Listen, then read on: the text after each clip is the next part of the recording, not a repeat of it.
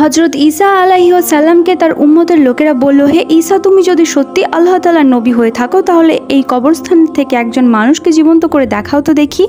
হজরত ঈসা আলাইহিসসালাম কবরের দিকে ইশারা করে বললেন, কুম্বি ইজনিল্লাহ। তখন সাথে সাথে সেই কবর থেকে একজন বিশাল দেহী মানুষ ভীত হয়ে কাঁপতে কাঁপতে বললেন, হে আল্লাহর নবী ঈসা, আমার পিতার পক্ষ থেকে আপনাকে সালাম। হজরত ঈসা আলাইহিসসালাম আশ্চর্য হয়ে জিজ্ঞাসা করলেন, আপনি কে আর কাঁপছেন কেন? তখন সে বলল, আমি হজরত নূহ আলাইহিসসালামের পুত্র সাম। আমার পিতা আমাকে আগেই ভবিষ্যৎবাণী করে গেছেন যে তুমি মৃত্যুগ্রহণ করার ৪,৫০০ বছর পর হজরত ঈসা আলাইহিসসালামের মুজাজার কারণে তোমাকে আবারও জীবিত হতে হবে। আর আমি কাঁপছি এই কারণে ৪,৫০০ বছর আগে আমি ইন্তেকাল করেছি, কিন্তু এখনও পর্যন্ত সেই কঠিন মৃত্যু যন্ত্রণা আমি অনুভব করছি। এখন যে আবার জীবিত হলাম, সেই কঠিন মৃত্যু যন্ত্রণা আমাকে আবার উপভোগ করতে হবে। মালাকুল মউতের সেই ভয়ঙ্কর চেহারা আমাকে আবারও দেখতে হবে। বন্ধুরা, মৃত্যু যন্ত্রণা যে কত কঠিন, যে মৃত্যুবরণ করেছে সেই জানে।